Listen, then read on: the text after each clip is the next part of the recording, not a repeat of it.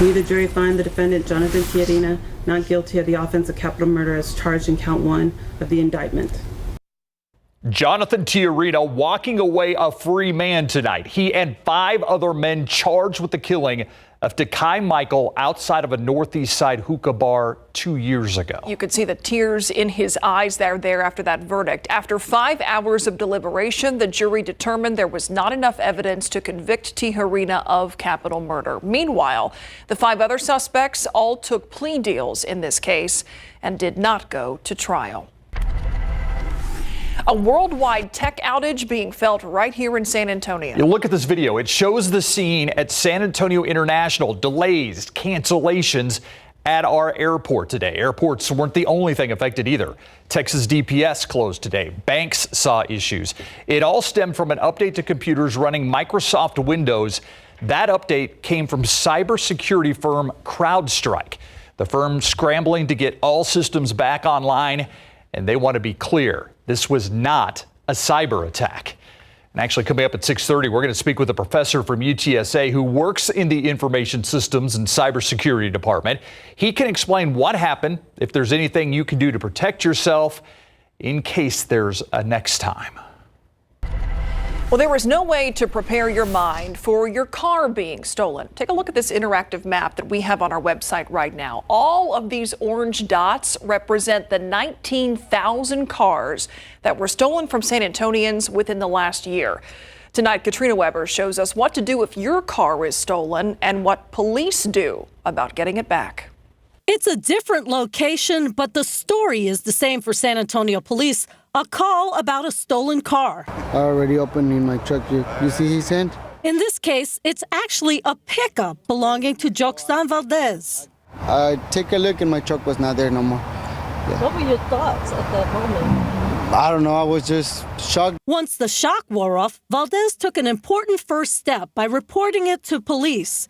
He later tracked down a generator that had been in his truck, and he hoped officers would take up the rest of the hunt right away. I don't know what other evidence the police need. Unfortunately, we don't have the ability to look for each vehicle on a one-on-one, basis. This undercover detective with the Vehicle Crimes Unit says instead of pounding the pavement, they used technology in their search.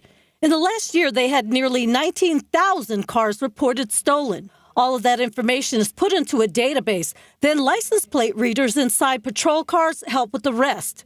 What looks like a dash camera scans passing plates in seconds, making it clear when it hits on a hot car. And it a weird, kind of a, that sounds like a video being kind of a chime. If luck is on their side, police may make a recovery.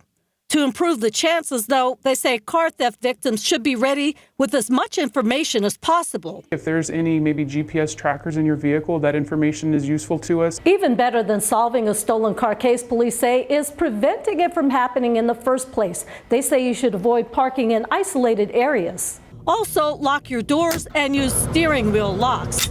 Valdez says even with cameras, his truck disappeared. Do you have hope that you'll get your truck back? No, I don't think so. Based on SAPD data, about half the numbers stolen are recovered. Katrina Weber, KSAT 12 News. Of the nearly 19,000 cars stolen from May of 2023 to May of 24, 48% were Kia or Hyundai. The two brands represent 4 of the top 5 models reported stolen to SAPD. Those include the Hyundai Elantra, the Kia Forte, Hyundai Sonata, the Kia Optima, and the Chevrolet Silverado. Now, you can dig into this data yourself on our interactive map that we showed you earlier. You can find that at ksat.com. All right, so I have a question. Yes. Oh, good. Do July showers bring August flowers? Is that how this whole thing's shifting out now, Adam? They bring August green grass. Okay. All right. That's what all I can do. And actually, some lawns are doing decent right now. Naturally, with the rain, the pop-up showers that we've had, it's just we're still in drought conditions. You look particularly underneath the ground in the aquifer, it's more than 30 feet below average. But look at our temperature today. 92 for the high temperature. That's below average again this afternoon. Just like we were really yesterday, temperature was below average. And 2/3 of an inch of rain officially in the rain gauge at the airport. We did make it to triple digits west of town, especially along the Rio Grande, Del Rio, 103. That's where we had more sunshine and we didn't have the rain. Tomorrow, I do think will be a little bit warmer, making it up to 97 in San Antonio, 97 Uvalde, Kerrville about 94, but still right near the century mark as you get along the Rio Grande. A few more rain chances the next few afternoons. Only a 20 to 30% chance, so the rogue random pop-up showers. But next week, still looking more promising. We're going to get into that and just how much rain we could see in a bit. All right, thank you, Adam. Let's take a look at traffic out there right now. This is the TransGuide camera here, I-35 in Palo Alto. You can see a little slow going there. We've got some perhaps construction there as well, but no major tie-ups to tell you about. But it is time to slow down. Beginning today, TxDOT and law enforcement agencies across the state are carrying out their Operation Slow Down campaign. No surprise here. TxDOT says that speeding is one of the top factors in crashes. Operation Slow Down will take place from today, July 19th to August 4th. Now, last year alone, over 1,400 people were killed in crashes caused by speeding. In San Antonio, there were 11,000 speeding crashes, 103 people killed in those wrecks. The danger here is obvious, but don't forget the fine and the possible jail time that can go along with it. As the investigation unfolds in the attempted assassination of former President Donald Trump, we're learning new clues about the shooter and the moments leading up to that shooting. ABC's Jacqueline Lee has more from Los Angeles. New details surfacing in the investigation into the assassination attempt targeting former President Trump at his campaign rally Saturday in Pennsylvania. A source with direct knowledge of the investigation tells ABC News that 20-year-old Thomas Crooks searched online for information about Michigan shooter Ethan Crumley and his parents. Using an encrypted email address and cell phone number, someone using the name Thomas Matthew Crooks signed up online to attend Trump's Pennsylvania rally 1 week before the shooting, according to a source. The FBI told lawmakers they've conducted 200 interviews as part of the investigation, with the director of the Secret Service scheduled to testify on Monday before the House Oversight Committee. ABC News has obtained new photographs taken by police on July 13th in Butler, Pennsylvania, before and after the attempted assassination of the former president. Back in the crowd, 57-year-old David Dutch and 74-year-old James Copenhaver hit by stray bullets. Local firefighter Corey Comparator killed as he shielded his wife and children. The guy saved his family, took a bullet for his family. That is a hero in itself. Today, Comparator's funeral procession in Sarver, Pennsylvania, a fire truck carrying a coffin adorned with the American flag. Corey died a true hero. He took a bullet for his family. Investigators found a series of images on the shooter's phone that included FBI Director Christopher Wray, Attorney General Merrick Garland, and other public figures. Jacqueline Lee, ABC News, Los Angeles. As the Republican National Convention ends, we now look towards the Democratic National Convention, which is 1 month away now. And the main question on everyone's mind is, will President Joe Biden stay the party's official nominee? Many prominent congressional Democrats are publicly calling on President Biden to step out of the race. And today, sources are telling ABC News that the president is more receptive to hearing concerns about his candidacy. I think our president is weighing what he should weigh, which is who is the best candidate to win in November and to carry forward the Democratic Party's values and priorities in this campaign. Despite this, Biden released a statement today saying he plans to be back on the campaign trail next week. He's recently been sidelined from campaigning because of a COVID-19 diagnosis. In court today, 16-year-old Rene Gonzalez. He's charged in a 2022 drive-by shooting that killed a woman. Gonzalez is accused of shooting the wrong house on Bald Mountain Drive. Novita Brazil was killed inside her home. He is accused in a second murder as well after he cut off his GPS monitor while out on bond. Attorneys today told a judge they're still awaiting evidence in that second case to see how they'll proceed with the first one. An alleged murderer takes his own life as San Antonio police move in. SAPD officers say they were called out to Nagalito Street near Division Avenue just before 6 a.m. for an argument and a shooting. They say two men were reportedly fighting when the suspect pulled a gun and fired. Officers say they found the victim with a gunshot wound to the head. He died at that scene. The suspect took off but was spotted about 2.5 hours later near Cesar Chavez Boulevard and Allison Creek. Officers say when they approached the vehicle, they found the suspect dead inside. Police are investigating both shootings, the identities of the victim and the suspect. have not been released. Now to Floresville, the initial field investigation into that gas explosion that destroyed a home and damaged 10 others is now complete, but no word yet on what that investigation found. We're still waiting for updates from the city manager's office. A second gas line was hit yesterday, but no explosion happened as a result of that. For now, all construction crews in the city of Floresville have been told not to dig until more information on that original gas line hit is released. And coming up, the start of the school year is right around the corner. What some districts across the country are doing to make dress codes stricter. We'll talk about it. One San Antonio family is sharing the story of their son to get more people to donate blood. Coming up tonight in the Night Beat, how you can help with a simple donation. Summer is going so fast. A new school year is right around the corner, and districts across the country are taking the guesswork out of what kids are able to wear. Yeah, a number of adopted rules calling for dress codes, which some say are discriminatory. Andrea Fujii has more. It may be midsummer, but schools across the country are debating new dress code rules for fall. In suburban Pittsburgh, students in one district will now be required to wear solid colored tops and bottoms. The goal? To bring back structure. In El Paso, some kids will be banned from wearing all black out of concern the color increases depression. And in the nation's largest school district, New York City, making sure that it's inclusive to, represent different cultures, body types, and genders. Concern about discrimination against some students. Right now, each school in the city makes its own rules. So what's allowed at one school I wasn't allowed to wear crop tops or shorts up to the knee. Could be against the rules at another. They were strict on uniform, extremely strict, so certain colored shoes, shirt. And critics say it's students of color and those identifying as LGBTQ who are most punished for violations. So the city is now demanding more consistent rules across all schools. Bullying is one reason why more schools nationwide are choosing to require student uniforms. 1 in 5 public schools now require them, supporters saying they're cost-effective and reduce distractions.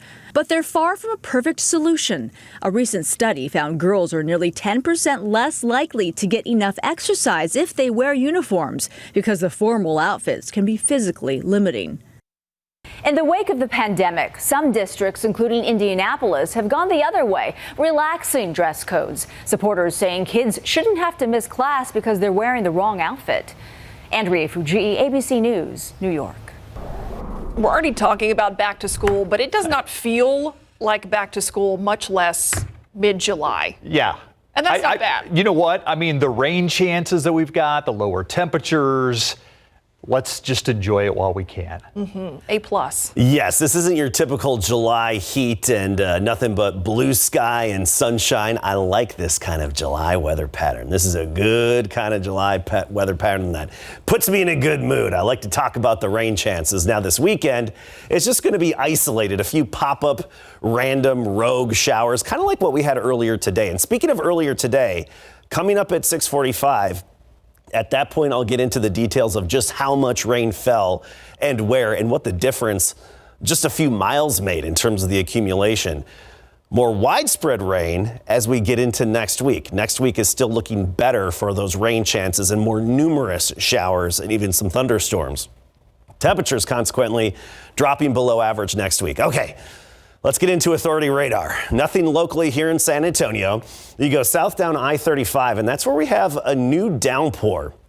This just popped up over the Dilley area. You can see over the past hour, little bit of lightning and thunder with it. Nothing severe, just a little disruption here along I-35. We go west of town, and a few little pop-up showers here and there, especially along and just south of Highway 57 there that goes toward La Pryor. Rain chances going forward, 20 to 30% each afternoon this weekend. So on the low end, very isolated. Monday, we're up to 40%. Then next week, Tuesday, starting on Tuesday through at least Thursday, we're looking at a 60% chance. And that's exactly what we need. So that means more numerous showers, not raining all day, every day, but the coverage of the rain is likely to be more widespread, more of us actually getting it. And that's exactly what we need. Look at the drought monitor here, especially locally in our neck of the woods. And I'm going to really highlight or outline the most severe and extreme drought in our area. And that's in the hill country and just west all the way to the Rio Grande. That's this orange and red area. Now we're going to look at the rainfall potential. This is preliminary. Of course, this isn't a promise. This is the more longer range potential as it stands right now over the next 7 days. You look at the drought-stricken area, and we're talking up to 4 inches possible over a 7-day period as our weather pattern shifts into next week. So this could be a bit of a drought denter next week. Tomorrow, Futurecast, it's on board for what we had today, basically. Just enough instability, enough lift in the atmosphere, still a weak convergence line and some boundaries out there to kickstart some of these very random, isolated, rogue pop-up downpours. But as I'll show you at 6:45, they can be pretty efficient rainmakers, these tropical downpours with the big fat raindrops. I love these tropical downpours. And then it gets sunny after. They're going to be isolated again. About 20 to 30% coverage each afternoon throughout the weekend. Here's what changes into next week. Let's talk about the overall upper level flow and the heat high, the ridge, the big blue H. That's bringing the heat to the western U.S. and it's going to be planted right over California. That opens the door for this disturbance to drop in from Canada and meander through the central U.S. throughout the week next week. It's just going to sit there for several days. That favors us in terms of the rain. This is going to throw some upper level energy our way continuously and also help to trap some moisture overhead and give us those ingredients. And that's why we see those better rain chances into next week. Not only that, this is going to lead to the cooler than average temperatures. And we're going beyond the 7-day forecast here. Let's go to August 1st to August 5th. The heat high off to the west and north of us. We're likely to still have a bit of an upper level swirl overhead in turn.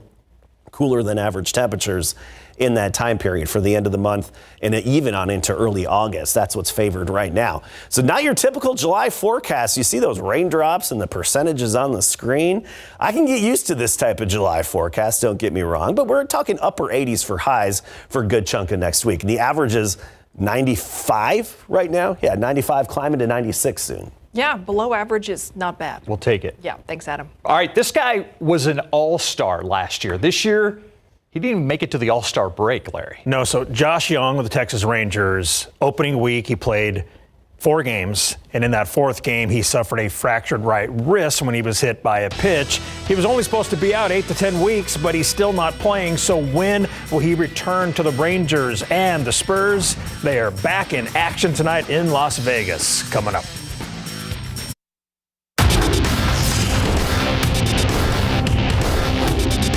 How did that go? Good. No pain, so that's a good thing.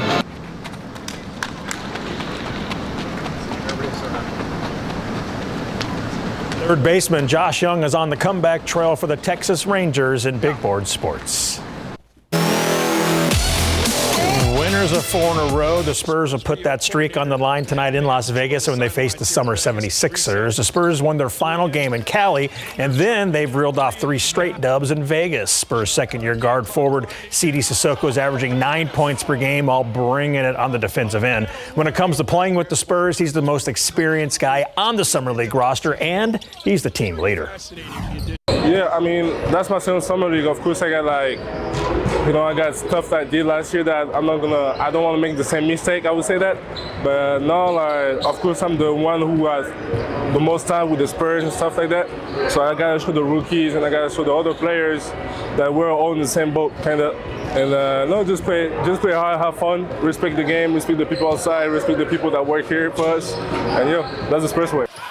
Rookie Riley Minix is learning the Spurs way, and he's loving it. After getting knocked out of action back in Game 1 in Cali with a separated shoulder, he returned Tuesday and led the Spurs with 16 points off the bench. The undrafted forward from Morehead State is all smiles and happy to rep his hometown of Vero Beach, Florida. It's been nothing short of a blessing. Being able to have my whole county, Vero Beach, Florida, just supporting me, my family, is a big piece. Just having all that support at the end of the day has allowed me to just come out here and have fun. And a lot of people from my town don't really make it in this industry, so just not taking it for granted and taking it one day at a time and trying to get better each day and just show what I can do. Spurs and Sixers will play tonight at 7:30. We'll have more on the Night Beat. The Texas Rangers will open the second half of the season tonight at home with the Baltimore Orioles, and we're still not sure when Rangers third baseman Josh Young will return. Now, this is Josh working out at Globe Life Field yesterday. After playing 4 games to start the season, the MacArthur alum suffered a fractured right wrist after he was hit by a pitch. He was ruled out for 8 to 10 weeks, and now it's been much longer than that. Back in mid-June, he began his rehab assignment with AAA Round Rock, but after some game action, he was shut down because of tendon inflammation to his surgically repaired right wrist. Yesterday, he was asked, does he expect another trip to Round Rock soon? I don't know. I'm just going day by day because last time I started putting a date on there and it felt like I kind of rushed myself and just leaving it up in the air. Whenever I feel ready to go is when we'll kick it in full gear. Let's say there's no pain and you're in Round Rock. How many? You need a couple games? I mean, how much do you? That's a decision we'll all make when the time comes. I think there's more that goes into it than just no pain. I feel like timing, all that kind of stuff, where the team's at, all that kind of stuff.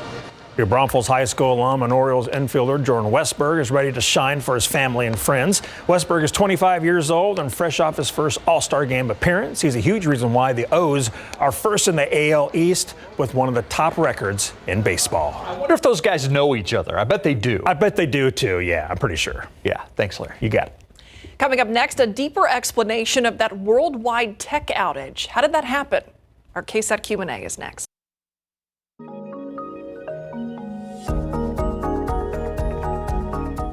Well, the big talk of the day has been that massive worldwide tech outage that struck overnight. It's affected major services like public transportation, as well as healthcare facilities and businesses. And even 911 services in some cases. So how exactly did this happen? Joining us now is Max Kilger, a professor of practice in the UTSA Department of Information Systems and Cybersecurity. Max, thanks for being here. We appreciate your time. Thank you for having me. So let's start with how this happened. Of course, cybersecurity hacks, those are unfortunately commonplace, but the reason for this outage is different. Indeed, it is. So previous incidents we've seen in the past few days have been the result of cyber attacks by malicious individuals.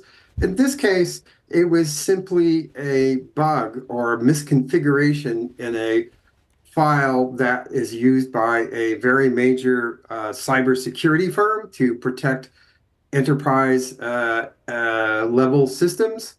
And it turned out to be a rather nasty bug.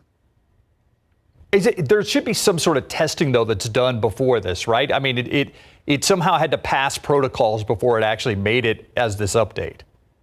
Absolutely true. And that's one of the big questions we're seeing a lot of analysts discussing is like, well, everybody basically does a lot of testing before it's ever turned loose on production systems.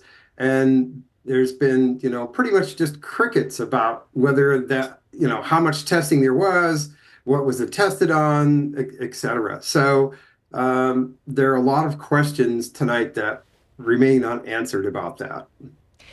And, this was again, a worldwide outage, not something that just affected the U.S. or, this is something that affected people across the globe. So is it commonplace to have one firm that has essentially so much control and effect on companies across the world? Actually, there are a few major players, and it turns out that CrowdStrike is a very significant and major player in the cybersecurity world. And so their software is spread across a lot of different vectors in industries, whether it's airlines or Starbucks, for example, or the border down in Mexico. No matter what, it's a lot of different places.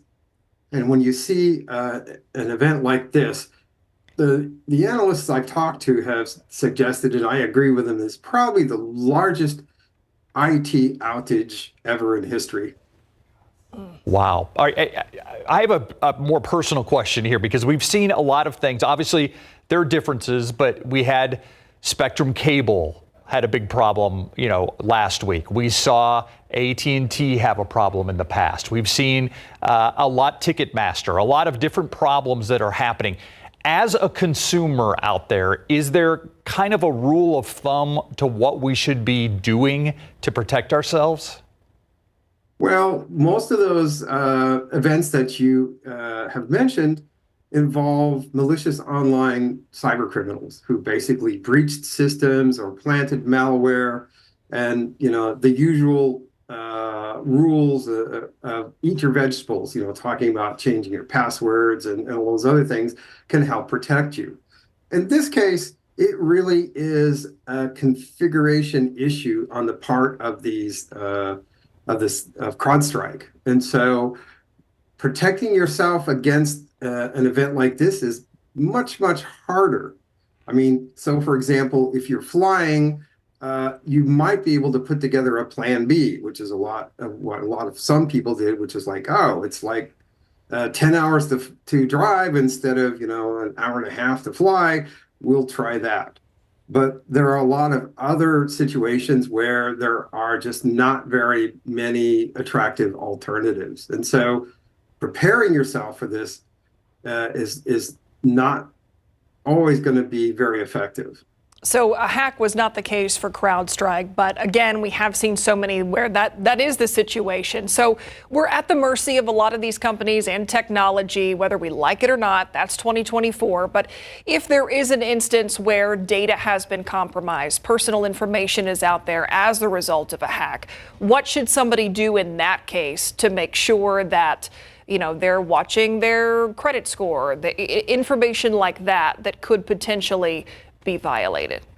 Yeah, so in those cases, you should basically be aware of when these breaches happen and ascertain whether or not your information was involved in it. And the companies generally have an obligation to tell you whether that's the case or not. And so you can put freezes on your credit cards. You can get new credit card numbers. Often they'll be required by regulation or by law to offer you, say, a year's worth of free credit reporting. So there are things that you can do. Plus, basically trying to keep as much private information as you can off the internet, which, of course, is really tough in this age of social media.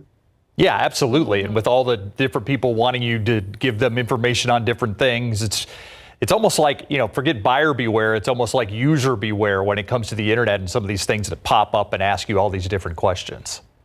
You're absolutely correct. You see this, oh, look at this simple, cute little survey. And so you take it because it looks like fun. Then basically what they're doing is they're going to sneak questions in there that may be sensitive security questions, or they're going to use that information to mine other databases and fill in information about you, and then do things like try to compromise your financial assets, for example. Yeah, it's almost like you have to have a password and a login to exist these days.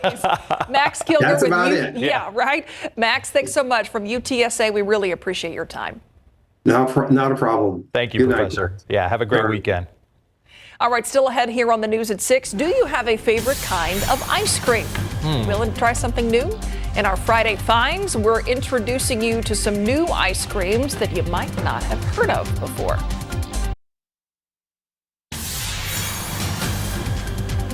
What is summertime without ice cream? Well, on today's Friday Finds, we are talking with Texas social media creator Emily Hill. Emily, you have had the heroic task of finding out as many flavors and trying them all out. How are you?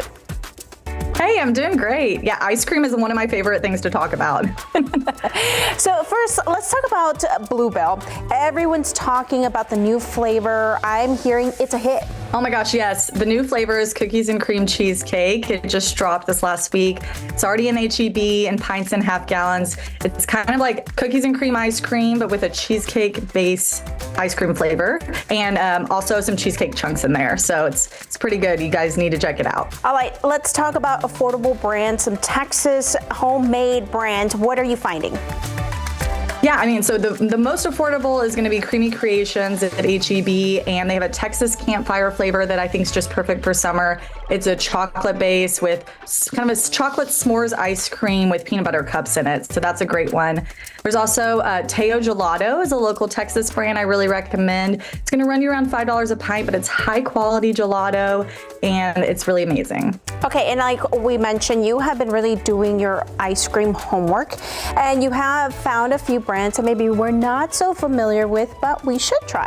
My current favorite is this brand called Boba Ice Cream. It's lactose free, but you would never know it. It's amazing. It has little tapioca boba balls in it, but they stay really sticky. It doesn't freeze or anything. Ube s'mores is their most popular flavor, but I really love the double espresso. There's also the strawberry shortcake flavor I highly recommend.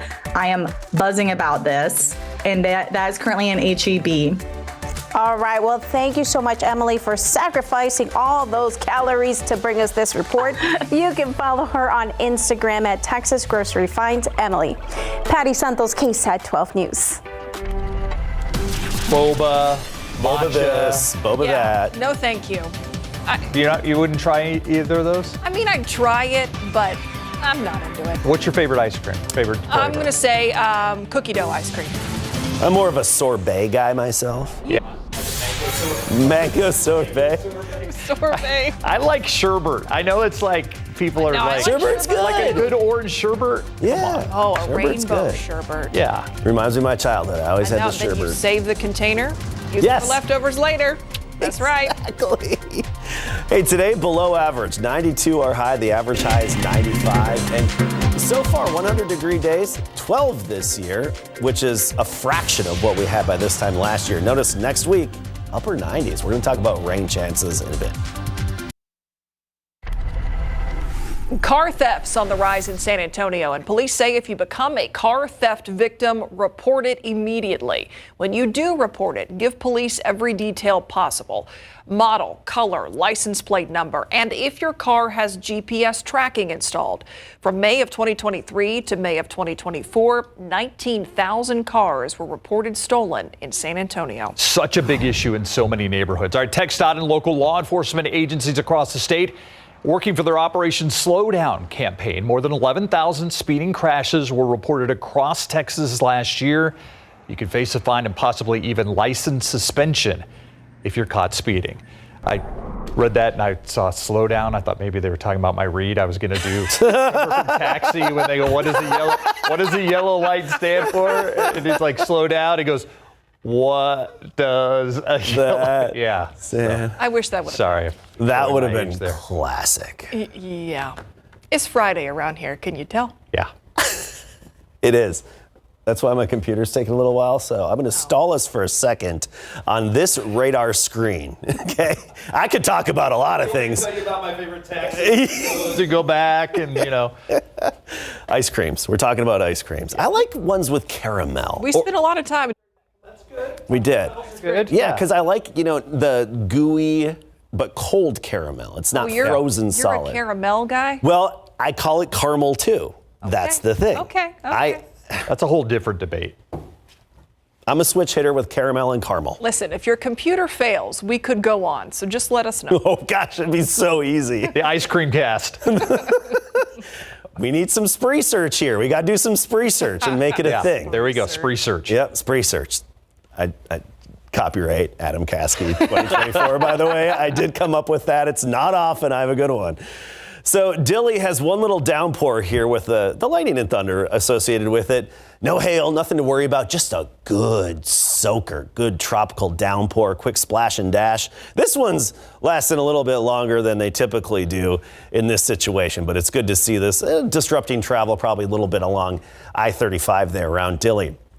Let's get into the rainfall totals just from today, and you see the winners and the losers out there. The winners, the most fortunate areas around Lackland Air Force Base, home of the Texas Air National Guard, gunfighters. I know, because I flew in an F-16 with them. Really? You haven't really talked about it. Yeah. Oh, have I never mentioned that? What do you say? No bigs. No bigs. No bigs. No bigs. And I did get to actually fly. You can find it on KSAT.com. 1.8 inches estimated in and around the base, even 1.4 right along Military Drive. So it's good to see that. And then another very fortunate and lucky part of town is on the far north side and even right over Six Flags. This is literally just over the old quarry. Look at that. Yes. It's not the radar detecting the Superman, roller coaster, yeah. whatever. 2.3 inches there, La Cantera, 1.4. And then we head a little farther to the east and you see mixed numbers everywhere from 1.5 inches. This is Bitter 1604. Eastward toward Reagan High School, only 1/10 of an inch. So look at this, where we have, what's this, Blanco and 1604, big HEB. And then you go closer to almost 281. A difference of over 1/2 inch in 1.5 miles. That's it. 1.5 miles and over 1/2 inch difference. I mean, that's the nature of these downpours. Another winner here is on the east side, just east of I-35, just south of Windcrest here, along and north of Seguin Road. 0.6 to nearly 1 inch of rain. So it's good to see. Bravo, bravo for the lucky neighborhoods. Stationary boundary in place today. We'll still have that tomorrow. A few stray isolated pop-up showers here and there the next couple of afternoons, but we're really not looking at much in terms of overall rainfall and coverage from those. Our weather pattern's going to shift into next week. We're talking about this. The heat high will be planted over California. Opens the door for this upper level swirl to drop southward into the central U.S. and throw energy our way and trap moisture overhead. So that's going to be helpful and give us those enhanced rain chances up to 60% for a good chunk of the week next week. Notice that rainfall potential filling in across Texas and our neck of the woods. We could even have 1 to 4 inches in some of our areas. So that's nice to see. 20 to 30% chance Saturday, Sunday, 40% on Monday, and then 60% the rest of the week. No tropical cyclone activity expected in the Atlantic Basin. And by the way, coming up at 10 o'clock, we'll take a look at the Saharan dust, where it is, where it's going, and when we may see it again. All right. Thank you, Adam. All right, we're going to talk about Prime and Netflix coming up in the Buzz. To the Buzz and cha-ching. Did you buy something during Prime Day? If you did, you are far from the only one. Shoppers hit record numbers this year between July 16th and 17th. Shoppers spent $14.2 billion during the online sales event. According to Adobe Analytics, that's an 11% boost in sales from last year. Back to school supplies, TVs, electronics, and small kitchen appliances were the top sellers. I did not get hooked this year. I didn't either. I did last year, though. I'm a little skeptical, honestly. I ended up buying these mini speakers. Oh, yeah? Yeah. But Adam's Caskey's skeptical too, which is shocking. Yeah, he always is. Netflix now has nearly 278 million subscribers worldwide. The company reported Thursday it added more than 8 million customers in the second quarter of this year. It also says it will now start phasing out its cheapest ad-free plan in the U.S. That's the basic plan at $11.99 a month. Netflix says that those who want an ad-free viewing experience will now have two choices: the standard plan, which is $15.49 a month, or its premium plan at $22.99 a month. Wow. No thanks. We'll be back. We're going to talk dust right now. It's out there in the Atlantic, and then you see that thick plume, particularly in the central Atlantic. It's moving toward the Bahamas and the Caribbean. Well, that's going to continue its trek westward in the days ahead, and it's going to slowly work its way toward the Gulf of Mexico. Not there this weekend. We have to wait till early next week, and I do anticipate us noticing this around Wednesday, Thursday timeframe. We get clipped by that bigger, thicker plume of dust. We've been fairly dust-free for a while now. We haven't had that kind of haze. And actually, look at this. Some dusty rain next week. Yeah, I'll take that. I don't love it when you get the muddy rain, when you get the West Texas dust, but you know, a little bit of African dust. It actually is a natural fertilizer for the Amazon rainforest, so I'll take it. True. True. Thanks for watching the news at 6. Now all I want's an ice cream cone.